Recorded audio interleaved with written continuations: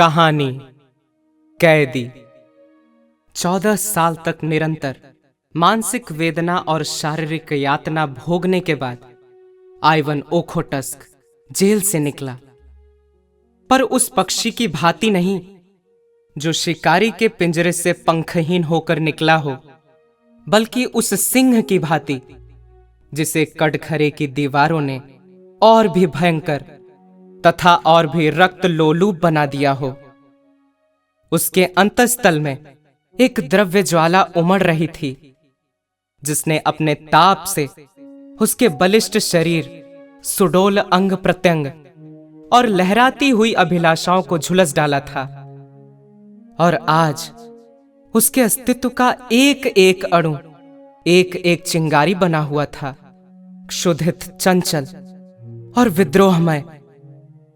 Jailer ने उसे तौला। प्रवेश के समय 2 मन 30 सेर था, आज केवल 1 मन 5 सेर। जेलर ने सहानुभूति दिखाकर कहा, तुम बहुत दुर्बल हो गए हो आइवन। अगर जरा भी कुपथ्य हुआ तो बुरा होगा। आइवन ने अपने हड्डियों के ढांचे को विजय भाव से देखा और अपने अंदर एक अग्निमय प्रवाह का अनुभव करता हुआ बोला, कौन कहता है कि मैं दुर्बल हो गया है? तुम खुद देख रहे होगे। दिल की आग जब तक नहीं बुझेगी, आइवन नहीं मरेगा। मिस्टर जेलर, 100 वर्ष तक नहीं, विश्वास रखिए।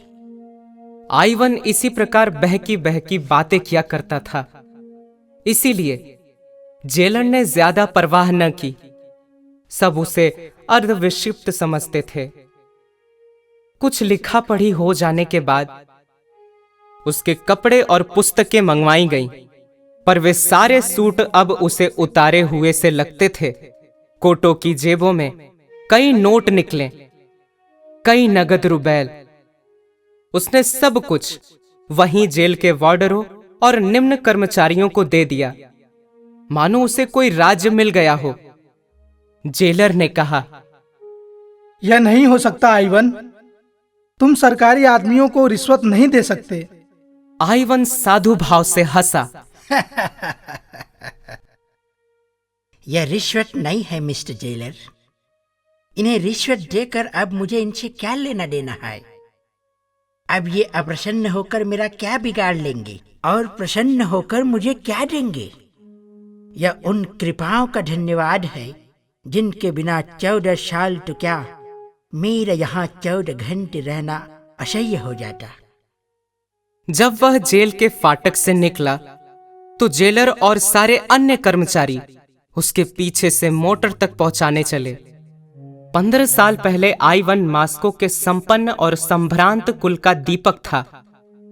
उसने विद्यालय में ऊंची शिक्षा पाई थी, खेल में अभ्यस्त था, निर्भीक था, उदार और सहृदय था, दिल आईने की भांति निर्मल, शील का पुतला, दुर्बलों की रक्षा के लिए जान पर खेलने वाला, जिसकी हिम्मत संकट के सामने नंगी तलवार हो जाती थी। उसके साथ हेलेन नाम की एक युवती पढ़ती थी, जिस पर विद्यालय के सारे युवक प्राण देते थे। वो जितनी रूपवती थी उतनी ही तेज थी, बड़ी कल्पनाशील, पर अपने मनोभाव को ताले में बंद रखने वाली। आइवन में क्या देखकर वो उसकी ओर आकर्षित हो गई, ये कहना कठिन है। दोनों में लेश मात्र भी सामंजस्य न था। आइवन सैर और शराब का प्रेमी था, हेलेन कविता एवं संगीत और नृत्य पर जान देती थी। आइवन की निगाह में रुपए केवल इसलिए थे कि दोनों हाथों से उड़ाए जाए। हेलेन अत्यंत कृपण, आइवन को लेक्चर हॉल कारागार सा लगता था।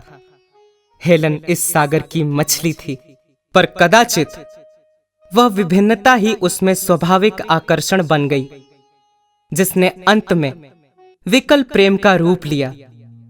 आइवन ने उससे विवाह का प्रस्ताव किया और उसने स्वीकार कर लिया, और दोनों किसी शुभ मुहूर्त में पानी ग्रहण करके सुहागरात बिताने के लिए किसी पहाड़ी जगह में जाने के मंसूबे बांध रहे थे कि सहसा राजनीतिक संग्राम ने उन्हें अपनी ओर खींच लिया।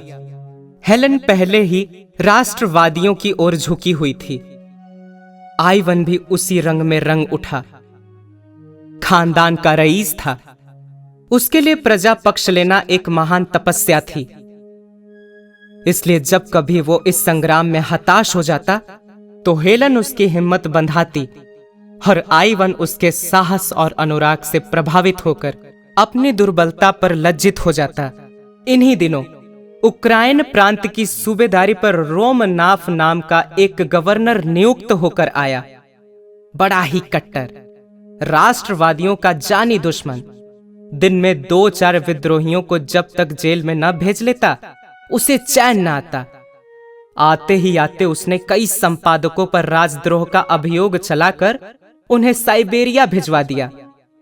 कृषकों की सभाएं तोड़ दी, नगर की म्युनिसिपैलिटी तोड़ दी, और जब जनता ने अपना रोष प्रकट करने के लिए जलसे किए तो पुलिस से भीड़ पर गोलियां चलवाईं, जिससे कई बेगुनाहों की जानें गईं।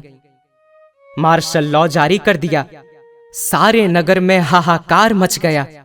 लोग मारे डर के घरों से न निकलते थे, क्योंकि पुलिस हर एक की तलाशी लेती थी और उसे पीटती थी।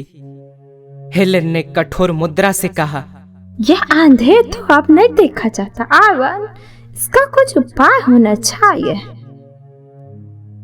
आइवन ने प्रश्न की आंखों से देखा। उपाय?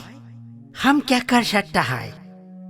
हेलेन ने उसकी जड़ता पर खिन्न होकर कहा, तुम कहते हो हम क्या कर सकते हैं, मैं कहती हूँ हम सब कुछ कर सकते हैं।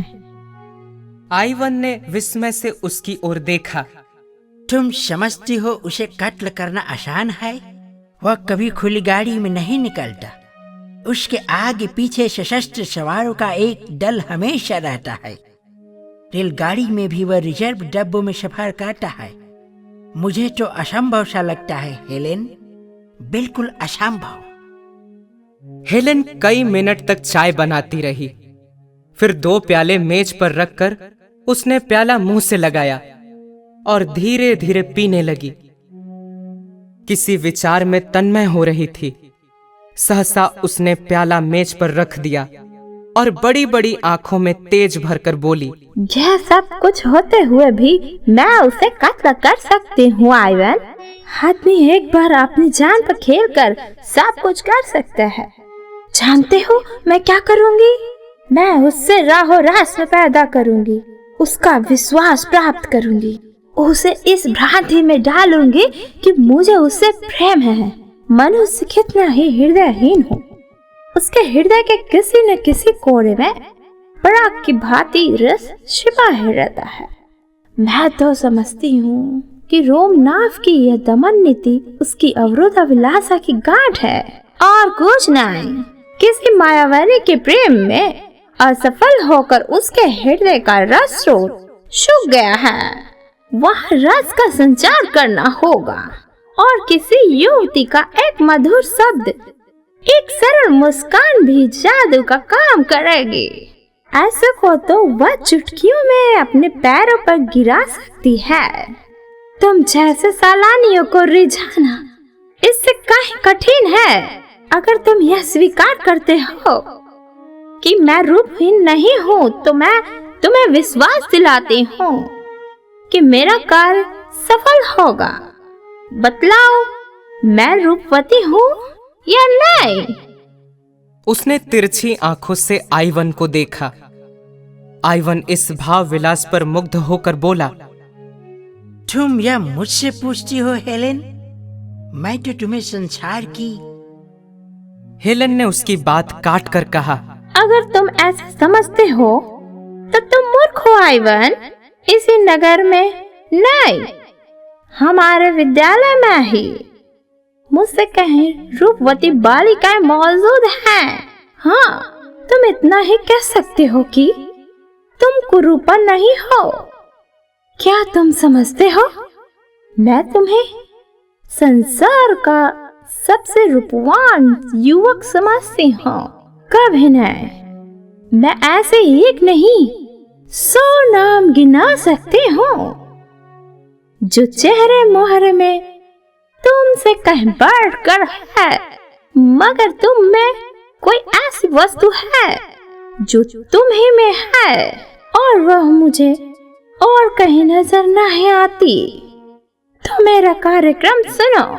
1 महीने तो मुझे उससे मिल करते लगेगा, फिर वह मेरे साथ सैर करने निकलेगा और तब एक दिन हम और वह दोनों रात को पार्क में जाएंगे और तालाब के किनारे बेंच पर बैठेंगे। तुम उसी वक्त रिवॉल्वर लिए आ जाओगे और वह पृथ्वी उसके बोझ से हल्की हो जाएगी।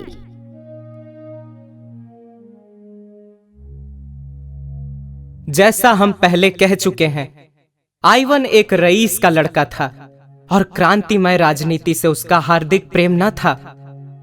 हेलन के प्रभाव से कुछ मानसिक सहानुभूति अवश्य पैदा हो गई थी और मानसिक सहानुभूति प्राणी को संकट में नहीं डालती।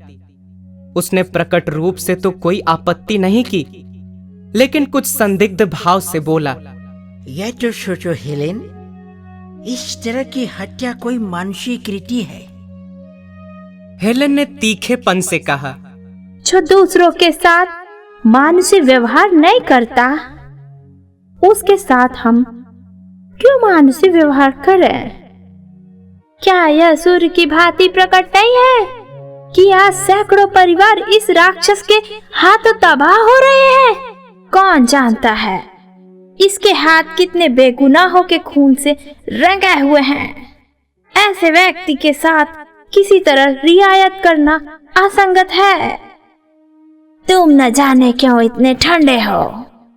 मैं तो उसके दूसरा चरण को देखती हूँ तो मेरा खून खौलने लगता है। मैं सच कहती हूँ, जिस वक्त उसकी सवारी निकलती है, मेरी बोटी बोटी हिंसा के आवेग से कांपने लगती है। अगर मेरे सामने कोई उसकी खाल भी खींच ले तो मुझे दया न आए। अगर तुम में इतना साहस नहीं है तो कोई हर्ज नहीं, मैं खुद सब कुछ कर लूंगी। हाँ, देख लेना मैं कैसे उस कुत्ते को जहन्नुम पहुंचाती हूँ। हेलन का मुखमंडल हिंसा के आवेग से लाल हो गया। आइवन ने लज्जित होकर कहा, नहीं नहीं, यह बात नहीं है हेलेन। मेरा यह आशय न था कि मैं इस काम में तुम्हें सहयोग न दूंगा। मुझे आज मालूम हुआ कि तुम्हारी आत्मा देश की दुर्दशा से कितनी विकल है, लेकिन मैं फिर यही कहूंगा कि यह काम इतना आसान नहीं है और हमें बड़ी सावधानी से काम लेना पड़ेगा। हेलेन ने उसके कंधे पर हाथ रखकर कहा, तुम इसकी कुछ चिंता ना करो आइवन। संसार में मेरे लिए जो वस्तु सबसे प्यारी है, उसे दांव पर रखते हुए क्या मैं सावधानी से काम ना लूंगी? लेकिन तुमसे एक याचना करती हूँ, अगर इस बीच में कोई ऐसा काम करूं जो तुम्हें बुरा मालूम हो तो तुम मुझे क्षमा करोगे ना? आइवन ने विस्मय भरी आंखों से हेलन के मुख की ओर देखा। उसका आशय उसकी समझ में न आया। हेलन डरी। आइवन कोई नई आपत्ति तो नहीं खड़ा करना चाहता। आश्वासन के लिए अपने मुख को उसके आतुर अक्षरों के समीप ले जाकर बोली, प्रेम का अभिनय करने में मुझे वह सब कुछ करना पड़ेगा जिस पर एकमात्र तुम्हारा ही अधिकार है। मैं डरती हूँ कहीं तुम मुझ पर संदेह न करने लगो। आइवन ने उसे कर पाश में लेकर कहा, यह असंभव है हेलेन। विश्वास प्रेम की पहली सीढ़ी है। अंतिम शब्द कहते कहते उसकी आंखें झुक गईं। इन शब्दों में उदारता का जो आदर्श था, वह उस पर पूरा उतरेगा या नहीं, वह यही सोचने लगा। इसके 3 दिन पीछे नाटक का सूत्रपात हुआ। हेलेन अपने ऊपर पुलिस के निराधार संदेह की फरियाद लेकर रोमनाफ से मिली और उसे विश्वास दिलाया कि पुलिस के अधिकारी उससे केवल इसलिए असंतुष्ट हैं कि वह उनके कलुषित प्रस्ताव को ठुकरा रही है। यह सत्य है कि विद्यालय में उसकी संगति कुछ उग्र युवकों से हो गई थी, पर विद्यालय से निकलने के बाद उसका उनसे कोई संबंध नहीं है। रोमनाफ जितना चतुर था, उससे कहीं चतुर अपने को समझता था। अपने 10 साल के अधिकारी जीवन में उसे किसी ऐसी रमणी से साबिका न पड़ा था जिसने उसके ऊपर इतना विश्वास करके अपने को उसकी दया पर छोड़ दिया हो। किसी धन लोलुप की भांति सहसा यह धनराशि देखकर उसकी आंखों पर पर्दा पड़ गया। अपनी समझ में तो वो हेलन से उग्र युवकों के विषय में ऐसी बहुत सी बातों का पता लगाकर फूला न समाया जो खुफिया पुलिस वालों को बहुत सिर मारने पर भी ज्ञात न हो सकी थी। पर इन बातों में मिथ्या का कितना मिश्रण है वह भाप न सका। इस आध घंटे में एक युवती ने एक अनुभवी अफसर को अपने रूप की मदिरा से उन्मत्त कर दिया था। जब हेलेन चलने लगी तो रोमनाफ ने कुर्सी से खड़े होकर कहा, मुझे आशा है यह हमारी आखिरी मुलाकात न होगी। हेलेन ने हाथ बढ़ाकर कहा, हुजूर ने जिस सौजन्य से मेरी विपत्ति कथा सुनी है उसके लिए मैं आपको धन्यवाद देती हूँ। कल आप तीसरे पहर यहीं चाय पिए। रब्त जब्त बढ़ने लगा। हेलेन आकर रोज की बातें आइवन से कह सुनाती। रोमनाफ वास्तव में जितना बदनाम है उतना बुरा नहीं। वो बड़ा रसिक, संगीत और कला का प्रेमी और शील तथा विनय की मूर्ति है। इन थोड़े ही दिनों में हेलेन से उसकी घनिष्ठता हो गई है और किसी अज्ञात रीति से नगर में पुलिस का अत्याचार कम होने लगा है। अंत में वो निश्चित तिथि आई। आइवन और हेलेन दिन भर बैठे बैठे इसी प्रश्न पर विचार करते रहे। आइवन का मन आज बहुत चंचल हो रहा था। कभी अकारण ही हंसने लगता, कभी अनायास ही रो पड़ता। शंका, प्रतीक्षा और किसी अज्ञात चिंता ने उसके मनोसागर को इतना अशांत कर दिया था कि उसमें भावों की नौकाएं डगमगा रही थीं। न मार्ग का पता था न दिशा का। हेलेन भी आज बहुत चिंतित और गंभीर थी। आज के लिए उसने पहले ही से सजीले वस्त्र बनवा रखे थे। रूप को अलंकृत करने के न जाने किन किन विधानों का प्रयोग कर रही थी, पर इसमें किसी योद्धा का उत्साह नहीं, कायर का कंपन था। सहसा आइवन ने आंखों में आंसू भरकर कहा, तुम आज इतनी मायाविनी हो गई हो हेलेन कि मुझे न जाने क्यों तुमसे भय हो रहा है। हेलेन मुस्कुराई। उस मुस्कान में करुणा भरी हुई थी। मनुष्य को कभी कभी कितने ही अप्रिय कर्तव्य का पालन करना पड़ता है। आइवन, आज मैं सुधा से विष का काम लेने जा रही हूँ। अलंकार का ऐसा दुरुपयोग तुमने कहीं और देखा है? आइवन उड़े हुए मन से बोला, इसी को राष्ट्र जीवन कहते हैं। यह राष्ट्र जीवन है, यह नरक है। मगर संसार में अभी कुछ दिन और इसकी जरूरत रहेगी। यह अवस्था जितनी जल्द बदल जाए उतना ही अच्छा। पासा पलट चुका था। आइवन ने गर्म होकर कहा, अत्याचारियों को संसार में फलने फूलने दिया जाए, जिसमें एक दिन इनके कांटों के मारे पृथ्वी पर कहीं पांव रखने की जगह न रहे। हेलेन ने कोई जवाब न दिया, पर उसके मन में जो अवसाद उत्पन्न हो गया था वो उसके मुख पर झलक रहा था। राष्ट्र उसकी दृष्टि में सर्वोपरि था। उसके सामने व्यक्ति का कोई मूल्य न था। अगर इस समय उसका मन किसी कारण से दुर्बल भी हो रहा था तो उसे खोल देने का उसमें साहस न था। दोनों गले मिलकर विदा हुए। कौन जाने यह अंतिम दर्शन हो। दोनों के दिल भारी थे और आंखें सजल। आइवन ने उत्साह के साथ कहा, मैं ठीक समय पर आऊंगा। हेलेन ने कोई जवाब न दिया। आइवन ने फिर सानुरोध कहा, खुदा से मेरे लिए दुआ करना हेलेन। हेलेन ने जैसे रोते हुए गले से कहा, मुझे खुदा पर भरोसा नहीं है। मुझे दुहाई, कब से? जब से मौत मेरी आंखों के सामने खड़ी हो गई। वह वेग के साथ चला गया। संध्या हो गई थी और 2 घंटे के बाद ही उस कठिन परीक्षा का समय आ जाएगा जिससे उसके प्राण कांप रहे थे। वो कहीं एकांत में बैठकर सोचना चाहता था। आज उसे ज्ञात हो रहा था कि वो स्वाधीन नहीं है। बड़ी मोटी जंजीर उसके एक एक अंग को जकड़े हुए थी। उन्हें वो कैसे तोड़े? 10 बज गए थे। हेलेन और रोमनाफ पार्क के एक कुंज में बेंच पर बैठे हुए थे। तेज बर्फीली हवा चल रही थी। चांद किसी क्षण आशा की भांति बादलों में छिपा हुआ था।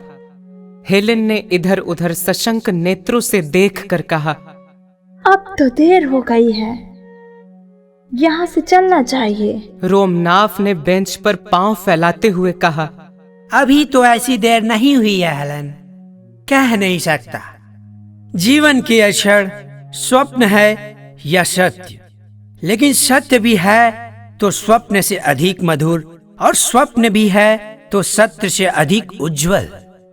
हेलेन बेचैन होकर उठी और रोमनाफ का हाथ पकड़कर बोली, मेरा जी आज कुछ चंचल हो रहा है। सिर में चक्कर सा आ रहा है। चलो मुझे मेरे घर पहुंचा दो। रोमनाफ ने उसका हाथ पकड़कर अपनी बगल में बैठाते हुए कहा, लेकिन मैंने मोटर तो 11 बजे बुलाई है। हेलेन के मुंह से चीख निकल गई। हाँ, 11 बजे? हाँ, अभी 11 बजे चाहते हैं। आओ, तब तक और कुछ बातें हो। रात तो काली बला सी मालूम होती है। जितनी ही देर उसे दूर रख सकूं, उतना ही अच्छा है। मैं तो समझता हूँ उस दिन तुम मेरे सौभाग्य की देवी बनकर आई थी हेलेन। नहीं तो अब तक मैंने न जाने क्या क्या अत्याचार किए होते। उस उदार नीति ने वातावरण में जो शुभ परिवर्तन कर दिया, उस पर मुझे स्वयं आश्चर्य हो रहा है। महीनों के दमन में जो कुछ न कर पाया था, वह दिनों के आश्वासन ने पूरा कर दिखाया, और इसके लिए मैं तुम्हारा ऋणी हूँ हेलेन, केवल तुम्हारा। पर खेद यही है कि हमारी सरकार दवा करना नहीं जानती, केवल मारना जानती है। जार के मंत्रियों में अभी से मेरे विषय में संदेह होने लगा है और मुझे यहाँ से हटाने का प्रस्ताव हो रहा है। सहसा टार्च का चकाचौंध पैदा करने वाला प्रकाश बिजली की भांति उठा और रिवॉल्वर छूटने की आवाज आई। उसी वक्त रोमनाफ ने उछलकर आइवन को पकड़ लिया और चिल्लाया, पकड़ो, पकड़ो, पकड़ो! खून हेलेन, तुम यहाँ से भागो! पार्क में कई संतरी थे। चारों ओर से दौड़ पड़े। आइवन घिर गया। एक क्षण में न जाने कहां से टाउन पुलिस, सशस्त्र पुलिस, गुप्त पुलिस और सवार पुलिस के जत्थे आ पहुंचे। आइवन गिरफ्तार हो गया। रोमनाफ ने हेलेन से हाथ मिलाकर संदेह के स्वर में कहा, यह आइवन तो वही युवक है जो तुम्हारे साथ विद्यालय में था। हेलेन ने क्षुब्ध होकर कहा, हाँ है, लेकिन मुझे इसका जरा भी अनुमान न था कि वह क्रांतिकारी हो गया है। गोली मेरे सिर पर से सन सन करती हुई निकल गई। या ईश्वर! मैंने दूसरा फायर करने का अवसर ही नहीं दिया। मुझे इस युवक की दशा पर दुख हो रहा है हेलन। यह अभागे समझते हैं कि इन हत्याओं से वे देश का उद्धार कर लेंगे। अगर मैं मर ही जाता तो क्या मेरी जगह कोई मुझसे भी ज्यादा कठोर मनुष्य न आता? लेकिन मुझे जरा भी क्रोध, दुख या भय नहीं है हेलन। तुम बिल्कुल चिंता ना करना। चलो मैं तुम्हें पहुंचा दूं। रास्ते भर रोमनाफ इस आघात में बच जाने पर अपने को बधाई और ईश्वर को धन्यवाद देता रहा और हेलेन विचारों में मग्न बैठी रही। दूसरे दिन मजिस्ट्रेट के इजलास में अभियोग चला और हेलेन सरकारी गवाह थी। आइवन को मालूम हुआ कि दुनिया अंधेरी हो गई है और वह उसकी अथाह गहराई से धंसता चला जा रहा है। 14 साल के बाद आइवन रेलगाड़ी से उतरकर हेलेन के पास जा रहा है। उसे घर वालों की सुध नहीं है। माता और पिता उसके वियोग में मरणासन हो रहे हैं। इसकी उसे परवाह नहीं है। वह अपने 14 साल के पाले हुए हिंसा भाव से उन्मत्त हेलेन के पास जा रहा है, पर उसकी हिंसा में रक्त की प्यास नहीं है, केवल गहरी दाहक दुर्भावना है। इस 14 सालों में उसने जो यातनाएं झेली हैं, उनके 2-4 वाक्यों में मानो सत्य निकालकर विष के समान हेलेन की धमनियों में भरकर उसे तड़पते हुए देखकर वो अपनी आंखों को तृप्त करना चाहता है। और वह वाक्य क्या है? हेलेन, तुमने मेरे साथ जो दगा की है वह शायद त्रिया चरित्र के इतिहास में भी अद्वितीय है। मैंने अपना सर्वस्व तुम्हारे चरणों पर अर्पण कर दिया। मैं केवल तुम्हारे इशारों का गुलाम था। तुमने ही मुझे रोमनाफ की हत्या के लिए प्रेरित किया और तुमने ही मेरे विरुद्ध साक्षी दी। केवल अपनी कुटिल काम लिप्सा को पूरा करने के लिए मेरे विरुद्ध कोई दूसरा प्रमाण न था। रोमनाफ और उसकी साधी पुलिस भी झूठी शहादतों से मुझे परास्त न कर सकती थी, मगर तुमने केवल अपनी वासना को तृप्त करने के लिए, केवल रोमनाफ के विषाक्त आलिंगन का आनंद उठाने के लिए मेरे साथ यह विश्वासघात किया। पर आंखें खोल कर देखो कि वही आइवन जिसे तुमने पैर के नीचे कुचला था, आज तुम्हारी उन सारी मक्कारियों का पर्दा खोलने के लिए तुम्हारे सामने खड़ा है। तुमने राष्ट्र की सेवा का बीड़ा उठाया था। तुम अपने को राष्ट्र की वेदी पर होम कर देना चाहती थी, किंतु कुत्सित कामनाओं के पहले ही प्रलोभन में तुम अपने सारे बहुरूप को तिलांजलि देकर भोग लालसा की गुलामी करने पर उतर गई। अधिकार और समृद्धि के पहले ही टुकड़े पर तुम दुम हिलाती हुई टूट पड़ी। धिक्कार है तुम्हारी इस भोग लिप्सा को, तुम्हारे इस कुत्सित जीवन को। संध्या काल था। पश्चिम के क्षितिज पर दिन की चिता जलकर ठंडी हो रही थी और रोमनाफ के विशाल भवन में हेलेन की अर्थी को ले चलने की तैयारियां हो रही थीं। नगर के नेता जमा थे और रोमनाफ अपने शोक कंपित हाथों से अर्थी को पुष्पहारों से सजा रहा था एवं उन्हें अपने आत्म जल से शीतल कर रहा था। उसी वक्त आइवन उन्मत्त वेश में, दुर्बल झुका हुआ सिर के बाल बढ़ाए, कंगाल सा आकर खड़ा हो गया। किसी ने उसकी ओर ध्यान न दिया। समझे कोई भिक्षुक होगा जो ऐसे अवसरों पर दान के लोभ से आ जाया करते हैं। जब नगर के बिशप ने अंतिम संस्कार समाप्त किया और मरियम की बेटियां नए जीवन के स्वागत का गीत गा चुकी, तो आइवन ने अर्थी के पास जाकर आवेश से कांपते हुए स्वर में कहा, यह वह दुष्टा है जिसे सारी दुनिया के पवित्र आत्माओं की शुभकामनाएं भी नरक की यातना से नहीं बचा सकती। वह इस योग्य थी कि उसकी लाश। कई आदमियों ने दौड़कर उसे पकड़ लिया और धक्के देते हुए फाटक की ओर ले चले। उसी वक्त रोमनाथ ने आकर उसके कंधे पर हाथ रख दिया और उसे अलग ले जाकर पूछा, दोस्त, क्या तुम्हारा नाम क्लॉडियस आइवनोव है? हाँ, तुम वही हो। मुझे तुम्हारी सूरत याद आ गई। मुझे सब कुछ मालूम है, रत्ती रत्ती मालूम है। हेलेन ने मुझसे कोई बात नहीं छिपाई। अब वह इस संसार में नहीं है।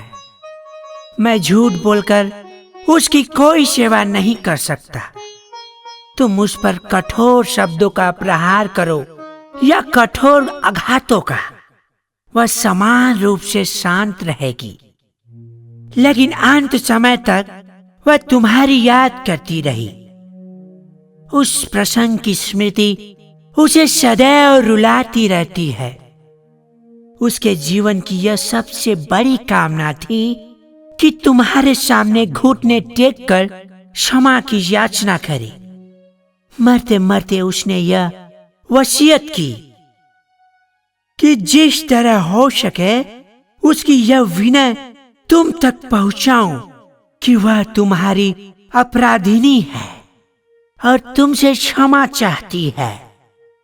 क्या तुम समझते हो, जब वह तुम्हारे सामने आंखों में आंसू भरे आती तो तुम्हारे हृदय पत्थर होने पर भी न पिघल जाता?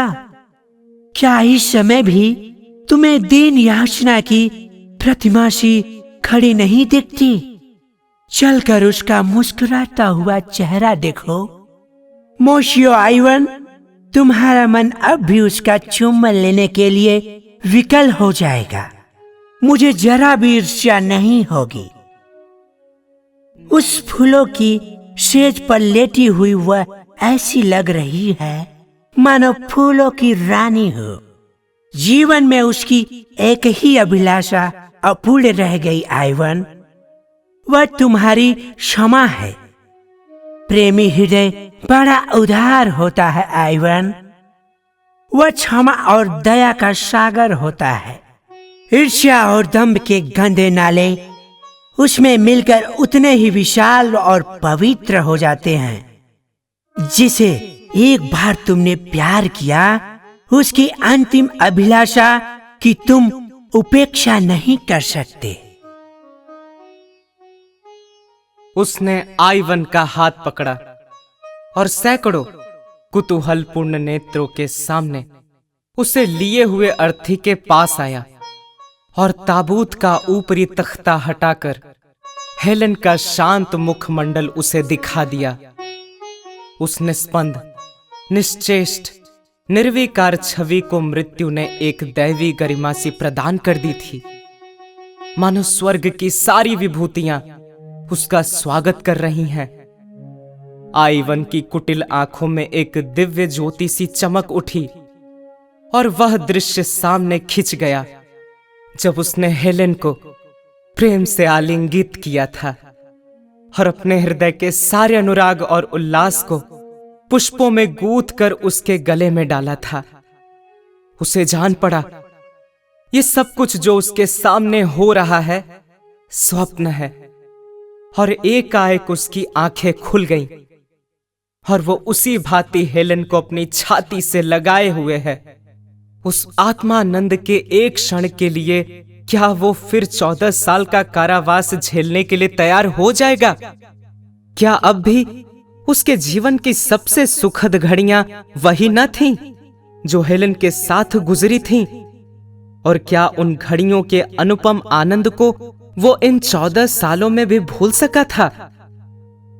उसने ताबूत के पास बैठकर श्रद्धा से कांपते हुए कंठ से प्रार्थना की, ईश्वर, तू मेरे प्राणों से प्रिय हेलेन को अपनी क्षमा के दामन में ले। और जब वह ताबूत को कंधे पर लिए चला तो उसकी आत्मा लज्जित थी। अपनी संकीर्णता पर अपनी उद्विग्नता पर, अपनी नीचता पर। और जब ताबूत कब्र में रख दिया तो वह वहां बैठकर न जाने कब तक रोता रहा। दूसरे दिन रोमनाथ जब फातिहा पढ़ने आया तो देखा आइवन सिजदे में सिर झुकाए हुए है और उसकी आत्मा स्वर्ग को प्रयाण कर चुकी है।